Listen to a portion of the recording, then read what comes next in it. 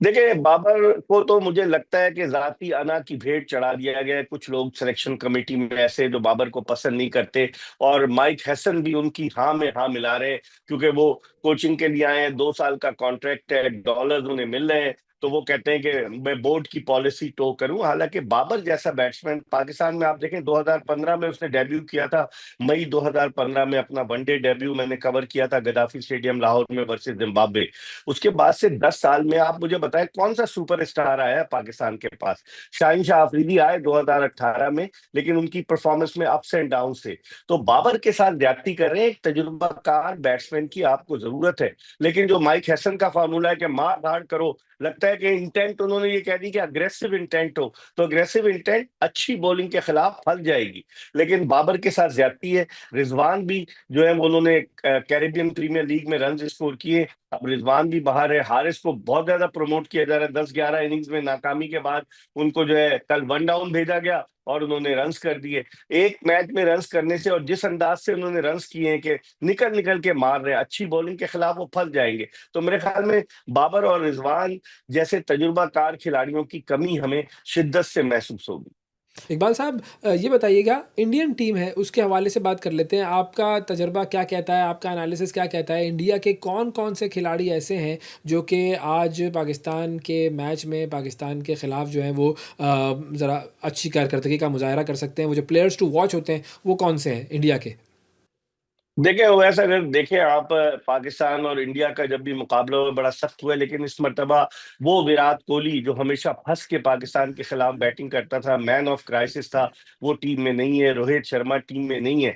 लेकिन उनके पास इतना टैलेंट है कि आप देखें, सूर्या कुमार यादव उनके कप्तान है, शुभमन गिल, शिवम दुबे बड़े जबरदस्त बैट्समैन है, अभिषेक नायर उनके ओपनर है, और उसके अलावा सैमसन, वो भी बड़े जबरदस्त है। उनकी टीम बड़ी तगड़ी है। फिर बॉलिंग में आप देखें, जसप्रीत बुमराह है, हार्दिक पांड्या है।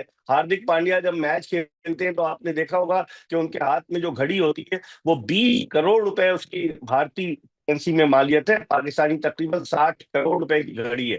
और वो घड़ी दुनिया के 50 लोगों के लिए बनाई गई थी। सबसे पहले राफेल नडाल के लिए बनाई गई, जो टेनिस प्लेयर है। तो अब, और हार्दिक पांड्या हमेशा पाकिस्तान के खिलाफ करते हैं। फिर उनकी बॉलिंग में कुलदीप यादव हैं। फिर उनके अलावा वरुण चक्रवर्ती हैं जो अमरार की तरह मिस्ट्री बॉलर है। फिर अक्षर पटेल हैं। तो उनकी बॉलिंग, उनकी बैटिंग काफी मजबूत नहीं, ये अलग बात है वो कलेक्ट कर जाए। शाहिन शाह अफरीदी का मैं देख रहा था रिकॉर्ड कि अपने पहले ही ओवर में वो विकेट लिए हैं उन्होंने। लेकिन अब भारत के खिलाफ क्या करते हैं देखना हुआ। इसी मैदान पर आपको याद होगा वैस कि चैंपियंस ट्रॉफी में भारत ने पाकिस्तान को हराया था, जहां रोहित शर्मा और विराट कोहली मौजूद थे।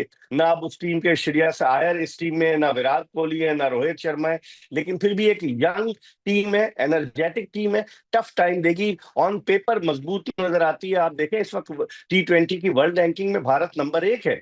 तो उसको देखते हुए मुझे लग का पल्ला भारी है। लेकिन पाकिस्तान के बारे में कहा जाता है अनप्रिडिक्टेबल टीम है, कभी हंसाती है तो कभी रुलाती है। तो कुछ पता नहीं है पाकिस्तान क्या कर जाए। अच्छा, ये आपने बड़ी इंटरेस्टिंग बात की कि भारत की जो टीम है वो नंबर वन टीम है, यंग टीम है लेकिन फिर भी नंबर वन टीम है। और हम ये देखते हैं कि वो बड़ा अच्छी परफॉर्मेंस के साथ जो है वो मैदान में उतरते हैं, बड़े कॉन्फिडेंस के साथ मैदान में उतरते हैं, बड़ा अच्छा गेम खेल रहे होते हैं। तो और पाकिस्तान की अगर हम बात करें तो पाकिस्तान में भी यंगस्टर्स हैं, लेकिन पाकिस्तान के यंगस्टर्स का मामला ये है कि वो स्टार तो बन जाते हैं, सुपरस्टार नहीं बन पाते, या कुछ ऐसा होता है कि जिसकी वजह से उनकी जो ग्रोथ है वो शायद रुक जाती है। वो इंडिया की टीम ऐसा क्या कर रही है, इंडिया का बोर्ड ऐसा क्या कर रहा है, क्यों उनकी जो यंग टीम है वो नंबर वन हो चुकी है और नंबर वन के तौर पर अच्छी कारकर्दगी दे रही है? क्या वजह है? एक तो कंसिस्टेंसी, मुस्तकिल मिजाजी की कमी है पाकिस्तान में। जिस तरीके से खिलाड़ी आते हैं चले जाते हैं, हमने आप देखे पिछले बरस कितने खिलाड़ी हमने आजमाए जो आए और चले गए। तो बहुत सारी चीजें हैं। और फिर वो लोग रेगुलर क्रिकेट खेलते हैं, फिर उनके यहाँ IPL है जो दुनिया भर की नंबर 1 लीग है। तो IPL की वजह से भी, और दुनिया भर के टॉप के क्रिकेटर्स जो है वो IPL में खेलते हैं, जिसकी वजह से उन खिलाड़ियों को उनके साथ खेलकर अपनी सलाहियतों को निखारने का मौका मिलता है। तो उसकी मेन रीजन यही है। और फिर माशी तौर पर बड़े वो, जिसे कहना चाहिए कि खुशहाल हैं भारतीय क्रिकेटर्स के, उनको इतने पैसे मिलते हैं। जो पाकिस्तानी क्रिकेटर्स तो रोते रहते हैं कि हमें पैसे नहीं मिलते, लेकिन बहुत सारे फैक्टर हैं जिसकी वजह से टैलेंट बहुत ज्यादा है। फिर आप देखें 1.25 अरब की आबादी का मुल्क है, हर सूबे में उनके जो है वो क्रिकेट ही क्रिकेट है। तो मेरे ख्याल में उसकी बुनियादी वजह यही है, आईपीएल।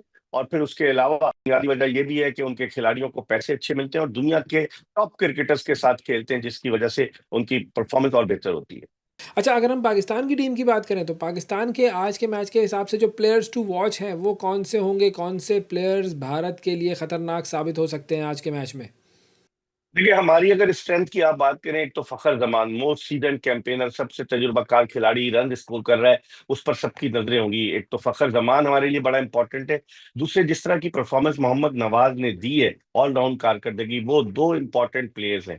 फिर डिपेंड करता है, मोहम्मद हारिस ने कल जिस तरह से बैटिंग की, वो लग रहा था कि निकल निकल के मार रहा है। बॉलिंग ना तजुर्बाकार थी, कमजोर थी। भारतीय टीम होमवर्क करके आएगी कि मोहम्मद हारिस, क्योंकि वो सर्किल का फायदा उठाने की कोशिश करते हैं, वन डाउन आया तो भारतीय टीम उस पर नजर रखेगी। उसके अलावा अगर आप परफॉर्मेंस वाइज देखें, रहीम शाह अफरीदी से बात वाबस्ता है हमेशा। यही आपको याद होगा 2021 में उन्होंने एक ही ओवर में जो 2 विकेटें हासिल की थी, सूर्या कुमार यादव की और रोहित शर्मा की, तो वहीं से वो हीरो बने। तो अब यही दो तीन प्लेज ऐसे हैं कि जिनसे बहुत तवक्कुआत वाबस्ता है। कप्तान सलमान अली आगा ने पहले ही मैच में ट्राई नेशन के रन्स किए थे, उसके बाद रन ही नहीं हो। उनके अलावा साइम अयूब बॉलिंग बजाय बैटिंग की तरफ ध्यान देने के, साहबजादा फरहान छोटी छोटी इनिंग्स खेल रहे हैं, इतने इफेक्टिव साबित नहीं हो रहे। हसन नवाज जो इतने अच्छे बैट्समैन है, पीएसएल में अच्छी परफॉर्मेंस दी, उनका नंबर बदल के वो भी इतने मुतासिर कुन कारकर्दगी नहीं पेश कर रहे, तो ये लम्हा फिक्रिया है। फिर सुफियान मुकीम जो मिस्ट्री स्पिनर है, और अबरार, ये दोनों क्या करते हैं देखना होगा, क्योंकि भारतीय क्रिकेटर जो है वो स्पिनर्स को बहुत अच्छा खेलते हैं। लेकिन अब हमारी बैटिंग और उनकी बॉलिंग के दरमियान मुकाबला होगा असल तो, क्योंकि हमारी बैटिंग वल्नरेबल है। अच्छा, एक और मैं आपसे सवाल करना चाह रहा था, वो पाकिस्तान वर्सेस ओमान की जब बात हो रही थी, तो मुझे याद आया कि पाकिस्तान का एक खिलाड़ी है, मतलब पाकिस्तानी एक खिलाड़ी जो कि कराची में खेलता था और वो ओमान की टीम का खिलाड़ी है, वो आमिर कलीम उसका नाम है। उसने ओमान की तरफ से खेला है वो पाकिस्तानी लेकिन ओमान की तरफ से खेल रहा है। तो इस तरह के भी वाक़यात पाकिस्तान में बहुत होते हैं। देखिए, ये कराची में क्रिकेट खेलता था, कराची जोन 4 उसका एक क्लब था, यंगस्टर जिमखाना, ये उससे खेलता था। यहाँ पर तो वो नौकरी की तलाश में चला गया ओमान, और वहां जाकर वो ओमान की टीम में सेलेक्ट हो गया। अब आप देखें, 43 ईयर्स की एज में T20 क्रिकेट में के दो खिलाड़ी खेले 43 के, लेकिन सबसे ज्यादा उम्र रसीदा यही थे, आमिर कलीम। तो आमिर कलीम को, जब यहाँ बहुत सारे ऐसे क्रिकेटर हैं ओएस जिनको मौके नहीं मिले, चले गए। समी असलम की मिसाल आपके सामने, टेस्ट और में उन्होंने इंटरनेशनल क्रिकेट में पाकिस्तान को रिप्रेजेंट किया, वो अमेरिका चले गए।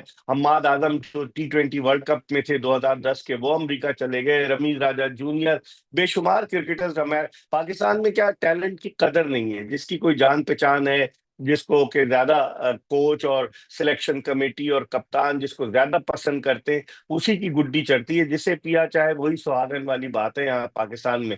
तो यही वजह है कि आमिर कलीम जो था वो चला गया। अब उसने अपने, हालांकि वो बैटिंग अच्छी कर रहा था, 10-12 रन किए उसने, शाहीन आफरीदी को छक्का भी लगा दिया था कल। लेकिन क्या हुआ कि वो जो है वो आउट हो गया, और उससे इंप्रेशन तो यही दिया कि भाई मुझे आप उसे 3 विकेटें भी ली, कि मेरे साथ अगर इंसाफ होता तो शायद मैं आज पाकिस्तान की सब कैप अपने सर पर सजाता। बिल्कुल सही। अच्छा सर, मैं चाहूँगा कि फाइनली आपसे आखिर में वो प्रेडिक्शन होती है ना, वो ले लूँ ज़रा। परसेंटेज में अगर आप बता सकें कि भाई किसका पलड़ा कितना भारी आपको नज़र आता है आज के मैच के हवाले से, परसेंटेज वाइज विनिंग जो है वो आपके ख्याल में किसकी तरफ जो है वो जीत जाएगी? क्या ख्याल है? देखिए, बीइंग अ पाकिस्तानी, मेरी तो ख्वाहिश है पाकिस्तान जीते, लेकिन हमें ग्राउंड रियलिटी को नजरअंदाज नहीं करना। 50% इंडिया के लिए, 40% पाकिस्तान के लिए। लेकिन इस बात को ध्यान में रखें कि ये टीम ऐसी टीम है, अनप्रिडिक्टेबल, किसी भी दिन कुछ भी कर सकती है। अब देखिए, अल्लाह करे, है जो कि लोग तवक्को कर रहे हैं कि भारत फेवरेट है, उन तमाम